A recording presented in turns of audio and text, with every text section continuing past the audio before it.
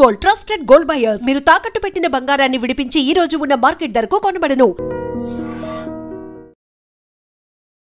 గురుగారు, ఇప్పుడు మీరు చెప్పారు బొట్టు పెట్టుకోమని మీ పిల్లలకు నేర్పండి అని. ఇప్పుడు మా జనరేషన్ వాళ్ళని తీసుకుంటే మీరు చెప్పేవి వింటే మాకు కొన్ని అర్థమవుతాయి, కొన్ని అంతవరకే మాత్రమే తెలుసు, మాకు ఆ జ్ఞానం మాత్రమే, దానికి ముందర వెనక ఇంకేముందనేది తెలియదు. ఇప్పుడు అన్నారు బొట్టు పెట్టుకోవాలమ్మా, అది మన ధర్మం అని చెప్పి, నేను వెళ్ళి ఇప్పుడు అదే సేమ్ నా పిల్లలకి చెప్పాను అనుకోండి, అవును బొట్టు పెట్టుకోవడం మన హిందూ ధర్మంలో ఉంది, అసలు ఎందుకు పెట్టుకోవాలి, దాని వెనకాల రీజన్ ఏంటి అడిగితే మా బోటి వల్ల అసలు మేము చెప్పలేకపోతున్నాము. ముందు ఒకటి చెప్పండి వాళ్ళకి. ఇప్పుడు ఆ పెహల్గాంలో ఎందుకు కాల్ చేశారు? వాళ్ళ మతంలో లేరని, అంతేనా? దానికి ఏమన్నా రీజన్ ఉందా? ఇప్పుడు నువ్వు బొట్టు పెట్టుకుంటూ ఇలా ఐకమత్యంతో 10 మంది కలిసి ఉండకపోతే రేపు పొద్దున్న నువ్వు మా వాడివి కాదని చంపేస్తారు. కాబట్టి ఒకటి, ముందు మన ధర్మం బతకడానికి అవసరం చెప్పండి. రెండవది, ఈ కనుబొమ్మల మధ్యలో బొట్టు పెట్టుకుంటే ఒకటి అందం. ఇప్పుడు మీరు ఆ కాస్త బొట్టు తీసేసి ఉంటే మీ మొహం చూడలేం, అదో రకంగా కనపడతారు, పిశాచపు మొహంలో ఉంటుంది. బొట్టు పెట్టుకుంటే సౌందర్యం, తర్వాత ఈ కనుబొమ్మల మధ్యలో జ్ఞాపక శక్తి పెంచడానికి చాలా ఉపయోగపడుతుంది. రోజు నిత్యం ఈ చూపుడు వేలుతోటి బొట్టు పెట్టుకోగా ఒత్తిడికి జ్ఞాపక శక్తి పెరుగు, చురుకుతనం పెరుగుతుంది. కొంతకాలం అబ్జర్వ్ చేయండి మీరే. ఇప్పుడంటే కెమికల్స్ వచ్చాయి, స్టిక్కర్స్ వచ్చాయి, కానీ పూర్వం కుంకుమ అంటే కుంకుమ పెట్టుకుంటే దానివల్ల ఆడవాళ్లలో ఒక రకమైన జ్ఞాపక శక్తి, ఇంట్లో ఏ మూల ఏ వస్తువు పెట్టినామో వాళ్ళు గుర్తున్నట్టుగా ఎవరికి ఉండదు. పోపుల డబ్బాలో ఫలానా దాంట్లో కందిపప్పు ఉంది, దాంట్లో పెసరపప్పు ఉంది, ఆవాలు ఉన్నాయని ఎలా గుర్తుపెట్టుకున్నారమ్మా వాళ్ళు? అవధానులు. మేము పద్యాలు గుర్తుపెట్టుకున్నట్టుగా అది బొట్టు వల్లే వస్తుంది. జుట్టు చక్కగా కొబ్బరి నూనె రాసుకుని దువ్వుకుంటూ ఉంటే జుట్టు ఊడిపోకుండా ఉంటుంది. ఇప్పుడు కొబ్బరి నూనె ఎందుకు రాసుకోవాలంటున్నారు? అందుకని కొబ్బరి లేదు, రబ్బరి లేదు, శుభ్రంగా నున్నగా అయిపోతుంది. దానికోసం బోడి ఖర్చు పెడుతున్నారు, అవునా? కాబట్టి పేలు పట్టకుండా ఆరోగ్యంగా ఉండదు, తలనొప్పి తగ్గుతుంది. ఇప్పుడు మీకు తలనొప్పులు ఎక్కువ ఎందుకు వస్తున్నాయి అంటే కేవలం నూనె రాసుకోకపోవటం, వారానికి ఒకసారి కుంకుడుకాయలతో తలంటుకుపోవడం వల్ల హెడ్ఏకులు వచ్చి దానికోసం మందులు వాడి, ఈ మందుల వల్ల ఇంకో రోగం వచ్చి మోకాలు నొప్పి వచ్చి, మోచేయి నొప్పి వచ్చి గట్టిగా నడవలేరు, కూర్చోలేరు. అందుకని లిఫ్ట్లు పెట్టవలసి వస్తుంది. మేము పైకి కిందకి 4 అంతస్తులు రోజుకి 8 సార్లు దిగుతున్నాను. నేను ఇంతవరకు లిఫ్ట్ ఎక్కలేదు తెలుసా? ఇప్పుడు మీరు పైకి వచ్చిన ఈ భవనంలో నేను ఇంతవరకు లిఫ్ట్ ఎక్కలేదు ఒక్కనాడు కూడా. నేను ఒకడికి లిఫ్ట్ ఇవ్వాలి కానీ నాకు ఒకటి లిఫ్ట్ ఇవ్వడం ఏమిటి యంత్రం? అందువల్ల నేను నడిచి వస్తున్నాను. అది కారణం ఏంటంటే తలంటుకోవటం, కొబ్బరి నూనె రాసుకోవటం, ఒంటికి అప్పుడప్పుడు తైలమర్దనం చేసుకుని శుభ్రంగా అభ్యంగన స్నానం చేయటం, బొట్టు పెట్టుకోవడం, ఈ సంప్రదాయాలు ఆరోగ్యాన్ని ఇస్తాయి. మన సంప్రదాయాలన్నీ ఆరోగ్య సూత్రాలే. మన తలలో ఉన్నటువంటి బ్యాక్టీరియాని చంపి ఆ చేదు, కుంకుడు చేదు బట్టతలు రాకుండా కాపాడుతుంది. రెగ్యులర్గా కుంకుడుకాయతో వారానికి 2 సార్లు ఒకసారి స్నానం చేయండి, జుట్టు వస్తుంది. షాంపూలు పెట్టండి, వెంటనే ముందు తెల్లని రంగు క్యాంప్ వేస్తుంది షాంపూ వల్ల, అందుకే తెల్లబడిపోతాయి. ఆ తర్వాత ఈ తెలుపు బాగు చేయడానికి మళ్ళీ రంగు వేయాలి. ఆ రంగు వేసేసరికి మొత్తం జుట్టు ఊడిపోయి చుట్టూతో 4 వెంట్రుకలు దానికి రంగు వేయటం, లేదా మళ్ళీ విగ్గులు పెట్టుకోవడం, ఎన్ని గొడవలు వస్తున్నాయి. కాబట్టి మన సంప్రదాయంలో అన్ని ఆరోగ్యానికి పనికొచ్చేవి. అయినా కొన్ని విషయాల్లో ఇంకెందుకు అడగకూడదండి. నేను ఎందుకు పుట్టానంటే ఏం చెబుతావు? మనం పుట్టామా లేదా? ఆ పుట్టడానికి మన కారణం మన చేతిలో లేదు. అది మన కర్మ ఏది ఉందో మనకు తెలియదు. కాబట్టి నువ్వు ఎందుకు పుట్టావు, నువ్వు ఎందుకు అన్నం తింటావు? అన్నం తిన్నంతకాలం, నువ్వు పుట్టినంతకాలం, నువ్వు పరిగెడుతున్నంతకాలం నువ్వు గొట్టెట్టుకోవాల్సిందే. కొన్నింటికి ఇంకా లేదు, నువ్వు లాగి కొట్టించుకోవటమే. దెబ్బ కనపడుతుందా? దేవుడు ఎక్కడున్నాడో చూపించమని అడిగట్టు వెనకడికి. లింగ పురాణంలో ఒక నాస్తికుడు వచ్చి దేవుడు లేడు, ఉంటే చూపించన్నట్ట. వెంటనే గురువుగారు లాగి గోపేదుడు కొట్టాడు. బాబోయ్ అన్నాడు. ఏం బాబోయ్ ఎందుకన్నావు అంటే బాధ అన్నాడు. ఏది బాధ చూపించన్నాడు. లాగి గోపేద కొడితే బాధ కలిగింది అన్నాడు. బాధ ఏది చూపించంటే బాధ ఎలా చూపిస్తామండి, లోపల ఉంటుందన్నట్ట. అలాగే దేవుడు కూడా అంతటా ఉన్నాడురా. ఈ బాధలో, ఆనందంలో, వెలుతురులో, జలంలో ఉన్నది ఆ చైతన్యమే. అది లేకుండా పుట్టావు, లేకపోతే ఎముకల పోగు. ఆ ఎముకల పోగు మీద మళ్ళీ రకరకాల నరాలు, ఆ నరాలను అంటి పెట్టుకుని చీము, నెత్తురు, మాంసం, కండరాలు, మోకాళ్ళల్లో గుజ్జు, మా చేతుల్లో గుజ్జు, కళ్ళల్లో, గుడ్లల్లో చూపు, ఇవన్నీ పెట్టి పైన చర్మం పెట్టి ఓ సౌందర్యం ఇచ్చాడు ఈ శరీరానికి. ఒక్కసారి ఆశ్చర్యంగా ఉంటుంది మనకి. దీని కింద ఎన్ని నాడులు, మనం తిన్న అన్నం గిలకొట్టబడి జీర్ణమై రక్తంగా మారుతుందా, ఆ రక్తం వీటన్నిటికుండా ప్రవహిస్తున్నదా. అసలు ఎంత అద్భుతమైన యంత్రం. ఈ యంత్రాన్ని ఇంకెవడన్నా రీప్లేస్ చేయగలడా? మోకాళ్ళ చెప్పులు మారిస్తే ఒరిజినాలిటీ ఎక్కడ ఉంటుంది? వంగలేవు, కూర్చోలేవు నువ్వు. ఈ ముక్కు మారిస్తే దీంట్లో ఉన్న ఉండవు. ఇటువంటి శరీరం ఒక్కసారి స్తంభించిపోతే ఎందుకు పనికి రాకుండా అయిపోతే అది ఎందుకు పనికి రాకుండా కుళ్ళిపోతుంది. మళ్ళీ దీన్ని కుళ్ళిపోయి పాడైపోవడానికి వీలుగా లోపల బ్యాక్టీరియా పెట్టాడు. పురుగులు వచ్చి తగలబెట్టకపోతే కాల్చకపోతే ఈ శరీరం కొంతకాలం అలా మూలండిపోతే లోపల కొత్త పురుగులు పుట్టి దీన్ని తినేసి మళ్ళీ అవి నాశనం అయిపోతాయి.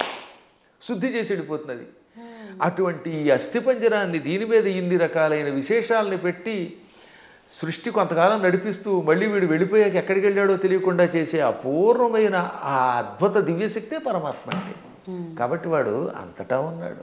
పిల్లలకి పిడివాదం కాకుండా చిన్నప్పటి నుంచి కనుక నేర్పితే 8 ఏళ్ళు వచ్చాక మనం నేర్పలేము.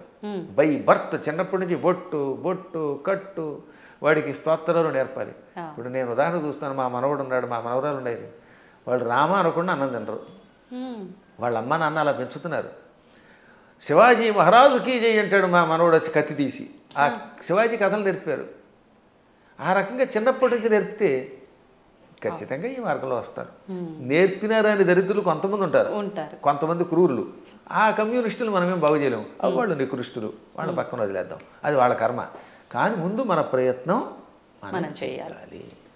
గురుగారు, ఇప్పుడు మీరు ఇందాక అన్నట్టుగా పిసినారి కానివ్వండి, ఇలాంటి మూర్ఖులు నాస్తికులు కానివ్వండి, ఇదంతా అంటే వాళ్ళ కర్మను బట్టే వచ్చారు అనుకోవచ్చా? మరి లేదు అంటే ఇప్పుడు మీరు చెప్పినట్టుగా పెంపక లోపము అలా కూడా అనుకోవచ్చా? దీనిలో చాలా పనిచేస్తాయి. పెంపకంలో కొంత లోపం, వాళ్ళ పూర్వకర్మలు కొన్ని, చుట్టుపక్కల వాతావరణం కొన్ని, పరిస్థితులు కొన్ని, ఇవన్నీ కర్మల యొక్క ఫలితాలు. అందుకే కొంతవరకు మనం మన ప్రభావంతో మార్చొచ్చు అండి. చెప్పగా కొంత మారుతారు, అంతా మారదు. కానీ అలాగే కొన్ని చూడగా ఎప్పటికో కొంతమంది మారుతారు. కొన్ని పుట్టుకతో వచ్చే దరిద్ర లక్షణాలు ఉంటే అవి చచ్చేదాకా మారవు. అందుకే వాటిని ఏమంటారు? నైసర్గికములు అంటారు. నిసర్గ అంటే బై బర్త్ వచ్చేదాన్ని. పూర్వం మీరు ఎప్పుడన్నా సోషల్ స్టడీస్ చదివితే భారతదేశానికి నైసర్గికంగా హద్దులే ఉన్నాయి అంటే ఏంటి? సహజంగా ఏర్పడినవి అని అర్థం. కాబట్టి నిసర్గ అంటే పుట్టుకతో వచ్చే సహజ లక్షణము. అటువంటి లక్షణాలకి అన్నీ పోవుగానే కొంతవరకు మార్చచ్చు. నాస్తికులు కూడా చివరిలో మారిన వాళ్ళు లేరు. కొంతమంది పేరు కమ్యూనిస్టులు, మా ఆవిడ రమ్మందండి అని మళ్ళీ ఏడుకొండల దగ్గరికి వెళ్ళడం. అందువల్ల వాళ్ళ ఆవిడ రమ్మన్నా కదా, వీడికి లోపల ఎంతో కొంత భయం ఉంటుంది. దొంగ కనపడ్డావు, అది సంఘంలో ఒకసారి అందులోకి వెళ్ళాక ముద్ర ఎంచుకుని దానికోసం అలా ఏడుస్తారు. కానీ లోపల వాళ్ళకి పీకుతుందమ్మా. ఇంతెందుకు, నేను ఎరిగి నాతో క్లాస్మేట్ ఉండేవాడు, పక్కా కమ్యూనిస్ట్ అనేవాడు. ఓ రోజు గుండు కొట్టించుకొచ్చాడు.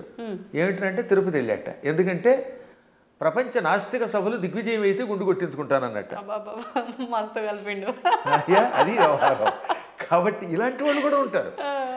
అది పూర్వం ఒక సామెత ఉండేది, round at stage, flat at home అని. అంటే భూమి గుండ్రంగా ఉందనేమో వేదిక వచ్చి చెప్తాట, ఇంట్లోకి వచ్చాక లేదు బల్లపరుపుగా ఉందంటాట. అంటే ఇంట్లో ఒకటి బయట ఒకటి అనమాట. బయట 4 తోటేమో round at stage, flat at home అని మా చిన్నప్పుడు సామెత ఉండేది. ఇది వేదికల మీద పూర్వం ఇంగ్లీష్లో మాట్లాడేవారు కదా, వాళ్ళు ఇలా మాట్లాడేవారు అనమాట. అప్పట్లో ఇంగ్లీష్ వాళ్ళ టైంలో అంతా ఇంగ్లీషే ఉపన్యాసం. ఆ ఉపన్యాసాల్లో చిలకవర్తి లక్ష్మీ నరసింహం గారి దగ్గరికి ఒక ఆయన వచ్చాడు. ఆయన పేరు బిపిన్ చంద్రపాల్. బిపిన్ చంద్రపాల్ ఉపన్యాసంలో మాటిపిండే చెప్పింది. ఆయన ఇంగ్లీష్లో అనర్గళంగా మాట్లాడుతూ, హిందువులు అలా చేస్తున్నారు, బయటకు వచ్చినప్పుడు ఒక రకంగా, ఇంట్లో ఉన్నప్పుడు ఒక రకంగా ఏడుస్తారు, అలా ఉండకండి, ఇంట్లోనూ బయట హిందువుల్లో ఉండండి అని చెప్పడానికి ఆయన మంచి మాట చెప్పాడు ఆయన. కాబట్టి మనం ఏది నమ్మేమో అది చెయ్యాలి చివరిదాకా. అజ్ఞానంతో కూడినవి చేయకుండా ఉండాలి.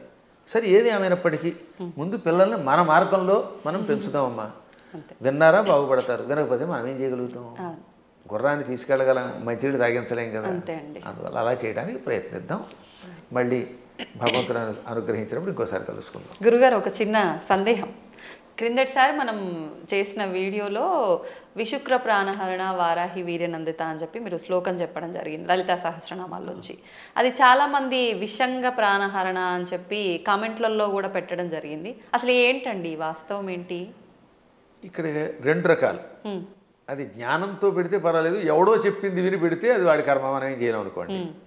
లలితా సహస్రనామానికి వ్యాఖ్యానం రాయాలంటే ముందు వాడికి స్వతసిద్ధమైన ఉపాసన ఒకటి ఉండాలి. ఏముండాలి? ఉపాసన. 2 సంస్కృత పాండిత్యం ఉండాలి. ఈ 2 లేని వాడు వ్యాఖ్యానం చేస్తే మనం పట్టించుకోక్కర్లేదు. ఆ తప్పు అన్నారనే, ఆ తప్పు అన్నవాడు వాడు తప్పుడు మనిషి. ఆ తప్పు కాదు, పాఠాంతరం అనాలి. దాన్ని ఏమనాలి? పాఠాంతరం. కొంతమంది ఇది తప్పండి అని. ఇంతకీ ఇది మీరు ఎప్పుడు నన్ను అడిగింది ఏంటంటే వారాహి దేవత గురించి అడిగారు. అందులో భాగంగా ఈ నామానికి కూడా అర్థం చెప్పాను. విశుక్ర ప్రాణహరణ వారాహి వీరినందిత అని లలితా సహస్రనామంలో ఒక నామం ఉన్నది. అవునా? అవునండి. 76వ నామం కదా అది. నామం సంఖ్య మనం పెద్దగా అంతగా పట్టించుకోకలేదు. 76 76. అయితే గురువు గారికి జ్ఞాపశక్తి బాగానే ఉంది. దానికి ముందు మంత్రిణ్యంబా విరచిత విషంగ వధతోషిత. దీనిలో కొంతమంది పాఠాంతరంలో ఏమన్నారు, అందుకే అన్యత్రేణ అంటాడు అక్కడ. అన్యత్రేణ అంటే మరొక చోట వ్యాఖ్యానం రాసేవాళ్ళు విశుక్ర ప్రాణహరుడు బదులుగా విషంగ ప్రాణహరణ వారాహి వీరనందిత అని కూడా ఉన్నది, కానీ అది సరికాదు అని మహాత్ములు చెబుతారు. అది పాఠాంతరం. ఎవరో ఉపాసకులు అలా ఊహించుండొచ్చు. కానీ విశుక్రకి వీర్యానికి ఉన్న సంబంధం తెలుసుకోవాలి, సంప్రదాయం తెలియాలి. దానికంటే ముందు నేను లలితా సహస్రనామానికి భాష్యం రాశాను ఐశ్వర్యోగం అనే పేరుతో. నేను విశుక్ర ప్రాణహరణ వారాహి వీరనందిత అనే పాఠాంతరమే సేకరించాను. మాకు ముందు శ్రీ చంద్రశేఖర భారతీ స్వామి వారు ఉన్నారు. వారెవరో తెలుసుకో మీకు? శృంగేరి పీఠాధిపతులు. ఇప్పుడున్న శృంగేరి పీఠాధిపతులు భారతీ తీర్థస్వామి వారు, ఉత్తర పీఠాధిపతులు శ్రీ విధుశేఖర భారతీ స్వామి వారు. ఈ భారతీ తీర్థస్వామి వారికి ముందు అభినవ తీర్థ మహాస్వామి వారు ఉండేవారు. వారికి ముందు శ్రీ చంద్రశేఖర భారతీ స్వామి వారు. అర్థమైందా? ఆ స్వామివారి దగ్గర మేము దీని ప్రస్తావన మా నాన్నగారు తీసుకొచ్చారు. నేను వెళ్ళింది భారతీ తీర్థస్వామి వారు చూశాను, అభినవ తీర్థస్వామి వారు కూడా చిన్నప్పుడు చూశాను, నాకు పెద్ద తెలియదు. భారతీ తీర్థస్వామి వారు మహానుభావులు, అజ్ఞానాంజాహ్నవీ తీర్థమే అయిన ఆ మహాత్ముల ఆశీస్సులు నాకు చాలాసార్లు లభించాయి. నేను దాదాపు అందరి పీఠాధిపతుల దగ్గరికి వెళ్ళాను ఉపాసన విషయం తెలుసుకోవడానికి. ఇప్పుడు కంచిపీఠం శ్రీ విజయేంద్ర సరస్వతి స్వామి వారు నేను కనబడితే గుర్తుపెట్టేస్తారు. మొన్న కూడా ఇక్కడ పురాణం చెబితే ప్రత్యేకంగా ఇచ్చారు. అసలు ఎంత గొప్ప అద్భుతమైన మనిషి అంటే ఆయన. మనిషి అంటే అది ప్రేమగా అంటున్నాను తప్ప సద్గురువు విజయేంద్ర సరస్వతి స్వామి వారు కంచిపీఠాధిపతులు. ఇప్పుడు మేము 2012వ సంవత్సరంలో, ఎప్పుడు 2012 అంటే 13 ఏళ్ల క్రితం కంచిలో పురాణం చెప్పాను నేను. అప్పుడు నేను ఇది ఇందాక చెప్పానే దేవి అపరాధ క్షమాపణ స్తోత్రం భవాని తత్పాణి గ్రహణ ఆ శ్లోకానికి భాష్యం చెబుతున్నాను. ఎదురుగుండా కూర్చున్నారు శ్రీ విజయేంద్ర సరస్వతి స్వామి వారు. అప్పటికింకా జయేంద్ర సరస్వతుల వారు కూడా ఉన్నారు. ఇద్దరూ నాకు తెలుసున్నవారే. ఇద్దరికీ నేను నమస్కారం చేసుకున్న వాళ్ళని వాళ్ళ ఆశీస్సులు పొందాను. అప్పుడు ఈ విజయేంద్ర సరస్వతి స్వామి వారు ఇలా కుర్చీలో కూర్చున్నారు. బ్రహ్మానంద భరితులు విని అయ్యాక పీఠానికి పిలిచి ఘన సన్మానం చేశారు. మా అమ్మాయి పెళ్లికి చేరిచ్చారు నాకు విజయేంద్ర సరస్వతుల వారు. ఆయనకి ఒక్కసారి ఒక మనిషిని చూస్తే ఎవరి జీవితం గుర్తుపెట్టుకుంటారు. కాబట్టి వారి దగ్గరికి వెళ్ళాను నేను ఇది ఉపాసనా విషయాలు తెలుసుకోవడానికి. సరే, మహానుభావులైన పీఠాధిపతులు అందరినీ చూశాను. గణపతి సత్యానంద స్వామి వారిని ఎరుగుదు నేను. ఇవన్నీ ఎందుకు చెప్పాల్సి వస్తుంది? ఈ చంద్రశేఖర భారతీ స్వామి మహాస్వామి వారు జగద్గురువుల వారి దగ్గర సన్యాసం పుచ్చుకున్న ఒక ఉపాసకుడు ఉన్నాడు. ఆయనని ఎరగలేదు అంటే వాడికి శ్రీచక్రోపాసన గురించి తెలియని వాడు. శ్రీచక్రము గురించి లలితా సహస్రనామం గురించి వ్యాఖ్యానం తెలుసుకోవాలంటే తప్పనిసరిగా ఒక ఆయన్ని మనం తలుచుకోవాలి. ఆయనే శ్రీ తుమ్మలపల్లి రామలింగేశ్వరులు వారు. అటువంటి శ్రీచక్రోపాసకులు, అటువంటి సంస్కృత వ్యాకరణ పండితులు, అటువంటి మంత్రోపాసకులు చాలా అరుదు. చిన్నప్పుడే సన్యాసం పుచ్చుకున్న మహానుభావుడు ఆయన. మచిలీపట్నంలో ఉండేవారు ఒకప్పుడు ఆయన. ఆ తర్వాత శృంగేరి పీఠాధిపతుల దగ్గర సన్యాసం పుచ్చుకొని యావత్ ప్రపంచం పర్యటించిన మహానుభావుడు. ఎంత అద్భుతంగా రాశాడండి ఆయన. ఆ మహానుభావుడు కూడా బాలానందిని వ్యాఖ్య లాంటి వ్యాఖ్యలు రాశారు. ఆయన కూడా విషంగా అనే ఒక పాఠాంతరం ఉన్నది, కానీ మేము స్వీకరించట్లేదు. కారణం విశుక్ర ప్రాణహరణ వారాహి వీరనందితాయి నమః అనే స్వీకరించారు. ఇంకా భాస్కర్ రాయలు వారు కూడా విశుక్ర ప్రాణహరణ అని రాశారు. ఎందుకు రాయవలసి వచ్చింది? శుక్రము అంటే వీర్యము, రేతస్సు అని అర్థం. శుక్రాచార్యుడికి ఆ పేరు ఎందుకు వచ్చింది?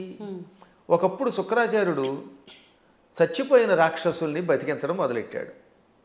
శివుడు చంపడం, ఆ చచ్చిపోయిన వాళ్ళని ఏం చేసేవాడినా మృత సంజీవని విద్యతో బతికించేవాడు. దాంతో చచ్చిన వాళ్ళు బతుకుతూ ఉంటే శివుడికి కోపం వచ్చింది. ఓరి కావ్య, అసలు శుక్రాచార్యుడు అసలు పేరు కావ్యుడు, కావ్య. అందుకే అమ్మాయికి కావ్యశ్రీ అని పేరెట్టండి అంటే శుక్రాచార్యుడికి సంబంధించిందానా అని అర్థం అనమాట. సరే, అది పక్కన పెడితే కావ్య, నా దగ్గర మృత సంజీవన విద్య నేర్చుకొని ఆ విద్య నా మీద ప్రయోగిస్తావా? నీవు నేర్పిన విద్య నీరజాక్ష అని అమాంతంగా శుక్రాచార్యుని మింగేశాడు, కడుపులో వేసుకుని. ఆ తర్వాత ఇంక ఈయన లేడు కనుక, బతికించేవాళ్ళు లేరు కనుక రాక్షసుని చంపేశాడు. 1000 ఏళ్ళు ఈ కడుపులో ఉన్నాడండి ఆయన. ఈ 1000 ఏళ్ళు ఓం నమ శివాయ అని మంత్రం చెప్పించుకుంటూ, మృత సంజీవన విద్య ఉంది కదా, అందువల్ల చావకుండా కడుపులో ఉన్నాడు. లోపల కడుపులో గుడగుడలాడుతున్నాడు ఈయన. మన వాడు కొంతమంది కాఫీ తాగితే గుడగుడలాడినట్టుగా కడుపు. ఒక రోజు పార్వతి ఏంటంటే ఆ కడుపులో గడబడ గుడగడ అంటే, ఆ కావ్యుడిని మింగాను అనగానే ఆవిడ జాలిపడి, వాడు మరబెట్ట లాంటి వాడే కదండి, వాడిని ఎంతకాలం కడుపులో ఉంచుతారంటే, కొంతకాలం శిక్ష వేశాను, సరే ఇహ నువ్వు రమ్మంటున్నావు కనుక వాడిని బయటికి రప్పిస్తానని, కావ్య నా చరమధాతువు నుంచి అంటే నా రేతస్సు నుంచి బయటికి రా అన్నాడు. నోటితో మింగాను, మళ్ళీ నోటితో బయటికి కక్కితే ఏమవుతాడైనా వాంతి అవుతాడు. వాంతి రూపంలో ఉన్నవాడు గురువుగా పనికిరాడు. కక్కిన వాంతి అశుద్ధం కదా అది. అందుకని శివుడు కూడా నా నోటితో కక్కని నిన్ను, నా ధాతువు నుంచి బయటికి రా, అప్పుడు నా కొడుకుతో సమానం అవుతావు అన్నాడు. అప్పుడు ఆయన శివుడి యొక్క గుహ్య ప్రాంతంలో నుంచి రేతస్సు నుంచి బయటకు వచ్చాడు. శుక్రము తెల్లగా ఉంటుంది వీర్యము. ఈ లోపల శివుడి యొక్క వీర్యం నుండి బయటికి రావడం వల్ల అప్పటి నుంచి ఆయన కూడా తెల్లగా అందంగా శివుడిలో తయారయ్యాడు. అందుకని శుక్ర ఆచార్యుడు అన్నారు. అర్థమైందా? అలా శుక్రుడు అయ్యాడు ఆయన. ఇది శివపురాణంలో కాశీఖండంలో ఉంటుంది. నేను చెప్పాను కనుక చాలామందికి తెలుసు, విన్నారు.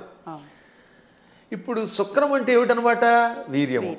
అందువల్ల ఆయనకు శుక్రుడిని పేరు వచ్చింది. విశుక్రము అంటే విపరీతమైన విశేషమైన అని అర్థం. వి అనే అక్షరమునకు ఆ ఒక్క అక్షరానికి విశేషమైన వికల్పమైన శుక్రము కలిగినవాడు.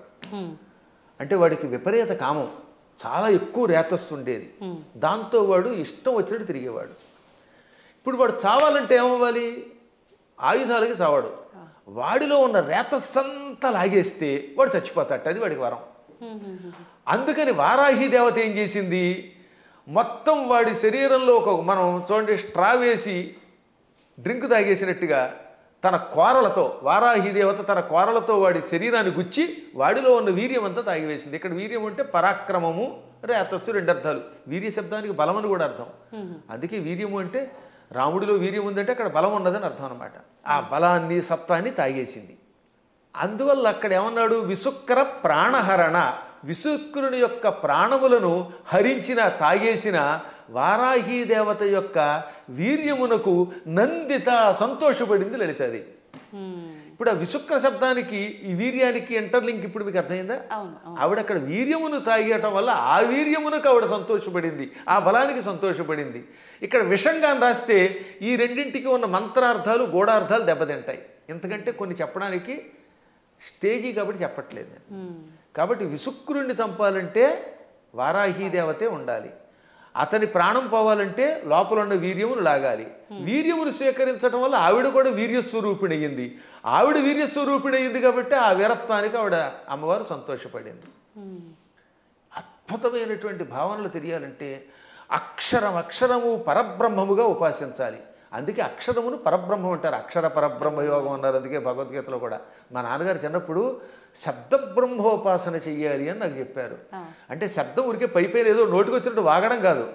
ఏ శబ్దం వాడినా ఆ శబ్దంలో ప్రతి అక్షరమునకు ఒక అర్థం ఉంటుంది. అర్థం తెలుసుకుని ఉపాసించాలి. ఉదాహరణకి సముద్రము, సాగరము రెండింటికి తేడా ఉంది.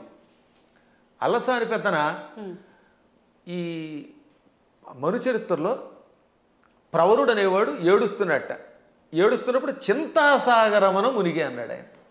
చింతా సముద్రం అనలేదు, సాగరం అని ఎందుకు వాడాడు? సముద్రం అన్నా సాగరం అన్నా ఒకటే కదా. కానీ రెండింటికి ఎంత తేడా ఉందో తెలియాలి. సముద్రం సామాన్యమైనది, చిన్నది. ఒకప్పుడు సముద్రం చిన్నది. సగరుడని ఒక ఆయన ఉన్నాడు. ఆయనకు 60,000 మంది కొడుకులు. ఈ 60,000 మంది భూమిని తెగతవ్వారు, గొయ్యిని చేసేశారు. ఆ గొయ్యిలోకి సగరుడి యొక్క మునిమనుముడు భగీరథుడు గంగను తెచ్చాడు. ఆ గంగ అందులో పడింది. దాంతో చిన్నగా ఉన్న సముద్రం ఈ సగరు పుత్రుల వల్ల తవ్వబడి ఆ సగరుని యొక్క మునిమనువుడు తెచ్చిన గంగతో పెద్దదయ్యి విశాలమైపోయింది. ఇవాళ చూస్తున్నంత పెద్దదయ్యింది. చిన్నదిగా ఉన్నప్పుడు సముద్రం, విశాలమైపోతే ఏమవుతుందన్నమాట? డెవలప్ చేయబడితే సాగరం. అందుకని అక్కడ అప్రాప్రియేట్ వర్డ్ ఏంటనమాట? దుఃఖం అలా పుట్టి సముద్రం ఎలా అయితే సాగరం అయ్యిందో అలా వ్యాప్తి చెందింది కనుక చింతాసాగరం అన్నాడు ఆయన. ఊరికే తోచిన పదం వాడేయకూడదు అక్కడ. మేము కావ్యాల్లో వాడేటప్పుడు అంత జాగ్రత్తగా వాడతాం.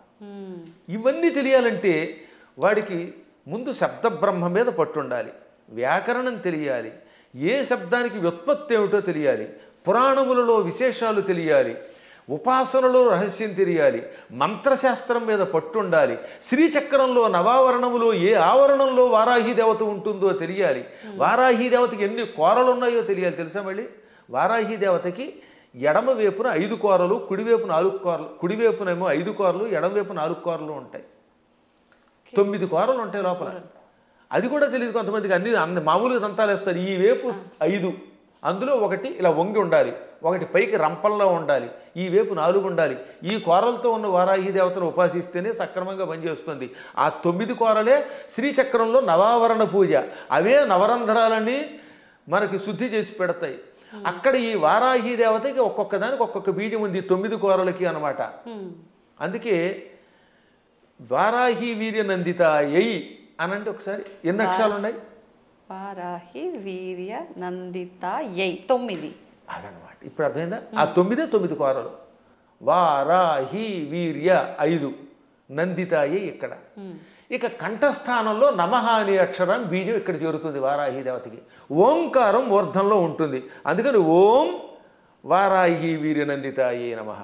మళ్ళీ వీటితో పాటు ముక్కులు, చెవులు, రంధ్రాల్లో ఓం ఐం హ్రీం శ్రీం అనే బీజములు, విశుక్ర ప్రాణహరణ వారాహి వీర్య నందితాయి అంటే ఆకారం వేసేటప్పుడు ఏ బీజం ఎక్కడ వేయాలో వేసి, ఏ కోరలు ఎక్కడ వేయాలో, ఎక్కడ ఏ బీజం ఉందో తెలుసుకుని ఉపాసన చేయాలి. ఇంత ఉపాసన తెలియకుండా తొందరపడిపోయి పాఠాంతరం అనే శబ్దాన్ని తప్పుగా ఉచ్చరించారు అన్నారంటే అది ఎంత ప్రమాదం. అందుకే స్టేట్మెంట్ ఇవ్వడానికి ముందు నీ అర్హత తెలుసుకో.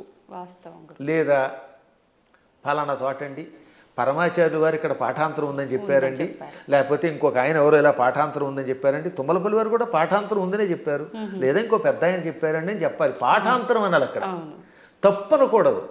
అలాగే ఇప్పుడు ఇక్కడ మనకి దక్షిణాదిలో మంత్రానికి ఒక స్వరం ఉంటుంది, ఒక్కొక్క దానికి ఒక్కొక్కటి ఉంటుంది అనమాట. వాక్యం కామేశ్వరో వై శ్రవణో దధాతు అని చెప్పాలి. ఈ మంత్రం మంది. ఇదే ఉత్తర భారత్లో రాజాధిరాజాయ ప్రసహ్య సాహిణే నమో వయం వై శ్రవణాయ అని ఒక గొలుసు కట్టు స్వరం ఉంటుంది. కాబట్టి వాళ్ళు వేద పండితులే, వాళ్ళకి ఆ స్వరంతో నేర్పారు. ఇక్కడ మనకి దక్షిణ భారత్లో ఇది నేర్పారు. కాబట్టి ఇప్పుడు మనం ఇది విని అది తప్పు అంటామా? వాళ్ళు అది విని మనది తప్పు అనాలా? వాళ్ళ గురు పరంపరలో ఆ స్వరంతో ఉడుతుంది. స్వరాలు చాలా ఉన్నాయి. ఇలా స్వరాలు తప్పు అని చెప్పడం వల్లే ఒకప్పుడు పరాశరుడు అంతటి వాడు మళ్ళీ తపస్సు చేయవలసి వచ్చింది. ఆంజనేయుడి యొక్క కథలు ఉంటాయి పరాశర సంహితలో.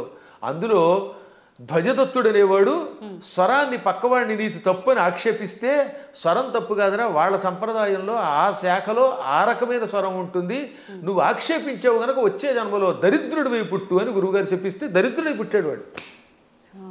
ఎంత తేడా ఉందో ఆలోచించండి. అందుకని నేను ఎప్పుడు తప్పని అన్ను, పాఠాంతరంలో అలా ఉంది. సరే పూర్తిగా తప్పు చెబితే అది వేరే విషయం. శాస్త్రం అనలేరు కొంతమంది. శాస్త్రం ఏం చెబుతోందంటే అంటాడు. అంటే శాకి సాకి తేడా తెలియదు వాడికి. సా అనేది దంత్యం, శా అనేది తాళవ్యం. శాస్త్రం అనకుండా శాస్త్రం అంటే ఏం బాగుంటుంది? ఇప్పుడు మన వాళ్ళకి తెలుగు చెప్పక్కర్లే. పెళ్ళి అనమంటే పెళ్ళి, పెళ్ళి. వెళ్ళి అనమంటే వెళ్ళి. వెళ్ళి అంటే ప్రవాహం అని అర్థం అమ్మా. వెళ్ళి రండి అంటే అక్కడ ఇక్కడ నుంచి ఇంకో చోటకి ప్రయాణం అవ్వండి అని. అదే వెళ్ళి అంటే ప్రవాహం. పాల వెళ్ళి అంటే పాల యొక్క ప్రవాహం, క్షీర సముద్రం అని అర్థం. పాల వెళ్ళి అంటే ఏమిటనుకుంటున్నారు అర్థం? క్షీర సముద్రం అని అర్థం, క్షీరసాగరం. కాబట్టి వెళ్ళి రండి అంటే పొంగెత్తి నీళ్లతో ముంచండి అని అర్థం. మమ్మల్ని ముంచండి అని మీరే చెప్తారు, నా కొంప ముంచండి అని. కాబట్టి వెళ్ళి పెళ్ళి అంటే ఎంత అసహ్యంగా ఉంటుంది. వెళ్ళి అనలేక ఉచ్చారణ రాదు, ఏ శబ్దం ఎలా పలకాలో తెలియదు, మంత్రశాస్త్ర నియమాలు తెలియవు. ఎవడు పడితే వాడు స్టేట్మెంట్ ఇస్తేలాగా. ఎంత గట్టిగా ఎందుకు చెబుతానంటే, ఇంక మీదటైనా పిచ్చి పిచ్చిగా ఇలాంటి వాటిల్లో వింటున్నప్పుడు పిచ్చి కామెంట్లు పెట్టకండి, దానివల్ల నాశనం అవుతారు. తెలిస్తే తెలిసినట్టు పెట్టండి. లేదా మాకు అనుమానం ఉందండి, ఎవరి దగ్గర నా తప్పు అంటారేమిటి? ప్రతివాడు తప్పు అనడానికి. అందువల్ల లలితా సహస్రనామంలో అనేక భాష్యములు ఉన్నాయి. మేము కూడా ఐశ్వర్యయోగం అనే అద్భుతమైనటువంటి ఒక భాష్యం గణపతి సచ్చిదానంద స్వామి వారి యొక్క ఆశీస్సులతో రాసిపెట్టాం. దాన్ని భారతీ తీర్థ మహాస్వామి వారు కూడా సంతోషించి అంగీకరించి పీఠికిచ్చారు. హేమాహేమీరైన జగద్గురువుల యొక్క అనుమతితో రాసినటువంటి గ్రంథాలు. ఎప్పుడైనా మీకు అనుమానం ఉంటే ఒక పాఠాంతరమో అనుమానమో అనండి తప్ప ఫలానా వాళ్ళ దాంట్లో తప్పు ఉందని తొందరపడి అనకండి. తప్పు అనాలంటే ఆ స్థాయి ఉండాలి, దానికి వివరణ ఇవ్వగలగాలి, అంతే, మూల్యాన్ని చెల్లించాలి. ఇప్పుడు ఏమన్నా అంటే అహంకారం ఉండవు. అహంకారం ఏమీ రాని సన్నాసిగా అహంకారం ఉంటే అవును. ఏం మాకెందుకు ఉండదమ్మా? దిక్షణాహంకారం ఉండవలసిందే. విశ్వనాథ సత్యనారాయణ గారు ఏమన్నారు తెలుసా? చల్లపిళ్ళ వెంకట శాస్త్రి గారికి నాలాంటి శిష్యుడు ఉండడం ఆయన ఘనత అన్నాడు ఆయన. అదే కాదు అంతే. అప్పుడప్పుడు ఒక్కొక్కసారి భాషా పాండిత్యంలో మేము కూడా అలా అనకపోతే ప్రతి అడ్డమైన వాడు నెత్తి మీద ఎక్కడ మరి. అందువల్ల చిన్నప్పటి నుంచి తిండి తిప్ప మానేసి ఎన్ని శాస్త్రాలు ఎన్ని వ్యాకరణాలు చదువుకున్నాం. 25 శతావధానాలు చేసిన వాడిని ఇంకోటి చూపించండి ప్రస్తుతానికి. మరి ఇన్ని శతావధానాలు చేసిన మమ్మల్నే మీరు నోటికి వచ్చినట్టు ఏదో కామెంట్ పెడితే ఏ అక్షరం ముక్కరా అని మిమ్మల్ని మేమేమనాలి? అవునా? కాబట్టి సందేహం లేకుండా నేను పండితుండి ఎవడేమనుకున్నా. ఇంకోటమ్మా, అనవసరంగా అహంకారం తెచ్చుకోకూడదు. కానీ అహంకారం ఒక్కోసారి ఉండవలసిందే. పద్మాగర్ గారు సొంత డబ్బా కొడుతున్నాడు అనుకుంటే కొట్టుకోమనండి, ఏం పర్వాలేదు. ఎందుకని? మీరు ఉద్యోగానికి వెళ్ళాలి. ఓ చోట మిమ్మల్ని ఉద్యోగానికి రమ్మన్నారు. అప్పుడు అప్లికేషన్ ఏమని చెప్పాలి మీరు? నేను చవటని, ఆత్మస్థుతి చేసుకోకూడదు కనుక అంతేత నేను చవటని, నాకేమీ రాదు, వాక్శుద్ధి లేదు, నా మొహం తగలయ్యా, నేను ఇలా ఉంటాను, నాకు ఉద్యోగం ఉండంటే ఇస్తారా? కానీ అప్పుడు ఏం చేయాలి? ఇప్పుడు ఉదాహరణ నేనే ఉద్యోగానికి అప్లై చేశాను ఒకప్పుడు లెక్చరర్గా. ఇప్పుడు గోల్డ్ మెడలిస్ట్ని, ఎంఏలో ఫస్ట్ క్లాస్ నాది, ఫస్ట్ ర్యాంక్ నాది, నేను ఎంఫిల్ చేశాను, పిహెచ్డి చేశాను, లేకపోతే నెట్ పాస్ అయ్యాను, నాకు ఇంత అవధానాలు చేశాను, పండితుడిని అంటే ఉద్యోగం ఇస్తాడా? నేను నన్ను పొగుడుకోకూడదు కాబట్టి చెప్తానండి, నేను సన్నాసినండి, చవటనండి, నాకేమీ రాదండి, నాకు ఉద్యోగం ఉండండి, ఎవరిస్తాడమ్మా? కాబట్టి ఒక్కోసారి ఆత్మస్తు తప్పదు. ఇలాంటి వాళ్ళకి సమాధానం చెప్పడం కోసం ఇలా మాట్లాడతాం. అలా విత్తప్పుడైతే ఈశ్వర కటాక్షం వల్ల ఇదంతా వచ్చాయి. నేను అలాగే రాసుకున్నాను పద్యంలో. అమ్మా జగన్మాత, నిన్ను ఉపాసించి ఇంత గొప్పవాడిని అయ్యాను. అమెరికా వెళ్ళాను, చాలాసార్లు వెళ్ళాను. ఫస్ట్ టైం వెళ్ళినప్పుడు 2006లో 19 ఏళ్ల క్రితం అక్కడ ఓ అద్భుతమైన పద్యం చెప్పాను. ఏమని? ఎక్కడి ఆంధ్రమందు గల ఏలురో, ఎక్కడి ఆంధ్రమందు గల ఏలురో, ఎక్కడి కాలిఫోర్నియా దిక్కును మ్రొక్కులేని పరదేశమునందున నిర్భయముగా ఒక్కడనై చెరించితి, మహోన్నత కీర్తిని గంటి సంపదల్ మిక్కిలి గంటి. ఇదంతా పొగడ్త కింద ఉంది కదా. ఎక్కడి ఏలూరు, ఎక్కడి కాలిఫోర్నియా దిక్కు మొక్కు లేని పరదేశంలో నిర్భయంగా ఒక్కడిని తిరిగాను, కీర్తి పొందాను, సంపదలు పొందాను. కానీ చివరిని ఏమన్నాను తెలుసా? మిక్కిలి కీర్తి గంటిని నీ పద జలేజము భక్తిని గొల్చి అంబిక. అది కొసం మెరుపు. ఇదంతా ఎలా వచ్చింది? నీ పాద పద్మములను భక్తితో ఆరాధించటం వల్ల. సంపదల్ మిక్కిలి గంటి నీ పద జలేజము భక్తిని గొల్చి అంబిక అని ఆ సంపదల్లో లకార పొల్లు చివర ఉండడం వల్ల జలేజములో అలుక్ సమాసంలో ఎతి కూడా పడింది దానికి అలాగా. కాబట్టి చిట్ట చివర అమ్మాయి ఇదంతా నీ అనుగ్రహం అంటాం. మేము ఎప్పుడు వినయంగానే ఉంటాం. కానీ ఒక్కొక్కప్పుడు అజ్ఞానికి సమాధానం చెప్పేటప్పుడు అంత గట్టిగా చెప్పాల్సిందే. కాబట్టి విశుక్ర ప్రాణహరణ అనే పాఠాంతరం ఎక్కువ బాగుంటుంది. పాఠాంతరంలో విషంగా ఉండవచ్చు, అది వేరే విషయం ఉంది. ఉన్నప్పటికీ ఇదే. కాబట్టి ఎవరికి ఏది కావాలంటే వాళ్ళ గురు పరంపరను పెట్టి దాన్ని సేకరించెదరుగాక అని మంగళాశాసనం చేస్తూ మరొక్కసారి మీ అందరి దగ్గర సెలవు తీసుకుంటున్నాను.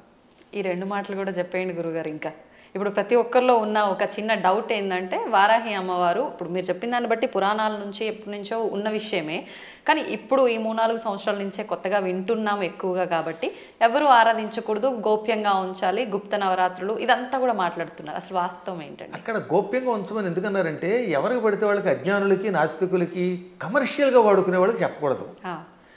ఇప్పుడు పెద్ద సమస్య ఏంటంటే, కలియుగంలో ఒక ఆయన కష్టపడి ఉపాసన చేశాడు అనుకోండి, ఇంకెక్కడి నుంచి స్వార్థపరులు బయలుదేరుతున్నారు కొందరు. వాళ్ళు గుడి పెట్టేసి, పీఠం పెట్టేసి ప్రజలు దోచుకుంటారు. మీరు చూస్తూనే ఉన్నారు కదా. చీరల్ని ప్రమోట్ చేసేవాడు, పూజల్ని ప్రమోట్ చేసేవాళ్ళు, బాబో ఎలా తయారయ్యారంటే అలా తయారయ్యారు. అందుకని వద్దనండంలో ధర్మం ఉంది. కానీ అసలు ఉపాసన వద్దండం మనవాళ్ళం వద్దనడానికి. భక్తి కలిగిన ఎవడైనా ఉపాసకుడే. ఎప్పుడూ ఉన్న ఉపాసనలు. కాకపోతే ఉపాసనలు అనేది మీ ఓపికలను బట్టి చెయ్యండి. మోసగాళ్ళ మోసంలో పడకండి. ఈ విషయంలో మాత్రం మోసగాడు తయారయ్యారు, సందేహం లేకుండా. ఇంకా అక్కడి నుంచి వారాహి దేవతకి ఒక గుడి కట్టేయడం, అందరినీ నా దగ్గరికి వచ్చేయండి అనడం, దాంతో వచ్చిన వాళ్ళ దగ్గర ఏమో డబ్బులు లాగడం, చీరలు లాగడం, గందరగోళం అయిపోతుందమ్మా. వాళ్ళని దృష్టిలో పెట్టుకు చెప్పారు తప్ప ఉపాసనలు తిట్టట్లేదు అవతల వాళ్ళు కూడా. ఈ ఉపాసన పేరు చెప్పి వంచకత్వం ఎక్కువైపోవడం వల్ల వంచకులు దృష్టిలో పెట్టుకుని కొంతమంది వద్దన్నారు తప్ప, అన్నవాళ్ళు కూడా ప్రజల యొక్క బాగుని దృష్టిలో పెట్టుకున్నారు కదా, అది మంచిదే. నిజమైన ఉపాసకులు ఆడంబరం లేకుండా ఉంటారు. ఇప్పుడు ఎప్పుడైనా నేను పూజ చేశాను, ఒక్క పూజ బయట పదే చెప్పుకుంటా, డబ్బా కొట్టుకుంటాం, కొట్టుకోం. అత్యవసరం వస్తుంది ఒక్కోసారి. అలాంటప్పుడు చెప్పాలి తప్ప వీటితోటి అవతల వాళ్ళ దగ్గర డబ్బులు వసూలు చేయడం, వాళ్ళు మోసం చేయడం తప్పే. కానీ వారాహి ఉపాసన ఇప్పటిది కాదు, యోగ యోగాలుగా బ్రహ్మాండ పురాణంలో ఉంది. బ్రహ్మాండ పురాణం వ్యాసుడు రాశాడు, కొన్ని వేల సంవత్సరాల క్రితమే ఉంది. అవి కూడా కాదంటే అది వాళ్ళ కర్మ. సంతోషం అండి. మంచి అంటే ఒక నిర్ధారణ అనేది జరిగింది ప్రతి ఒక్కరికి కూడా. అంటే పెద్ద పెద్ద జ్ఞానులు యోగులే వారాహి అమ్మవారిని ఆరాధించరు, మీరెవరు ఆరాధించడానికి అని ఖచ్చితంగా చెప్పే వాళ్ళు ఉన్నారు ప్రస్తుతం మీడియా ముఖంగా. అసలు లేదు అందరూ ఆరాధించేవాళ్ళు. అంత మొత్తానికి జనాలకి ఏమైపోయిందంటే ఒక క్లారిటీ మిస్ అయిపోతుంది. సంతోషం గురుగారు, చాలా మంచి విషయాలు తెలియజేశారు. ఇంకా సమయం ఉంటే ఇంకా మాట్లాడాలని ఉంది, కానీ ఇప్పటికే చాలా సమయం అయిపోయింది. మీ అనుమతి ఉంటే మరొకసారి మరొక వీడియోలో తప్పకుండా మంచి విషయాలు మాట్లాడుకుందాం. ధన్యవాదాలండి. తవ్వుతున్న శివలింగం సరే దాన్ని అట్లా కప్పేసేయండి, చూపించదండి. కృష్ణ ఇస్ దేర్, మూర్తి పూజ కాదు, సాక్షాత్ బ్రజేంద్ర నందన భగవాన్ ఉన్నారు మూర్తిలో. ఏమీ ఆశించకుండా ఆరాధించే వాళ్ళు కూడా ఉన్నారా ప్రభుజీ? నిజమైన భక్తి అంటే మనకు తెలియదు కాబట్టి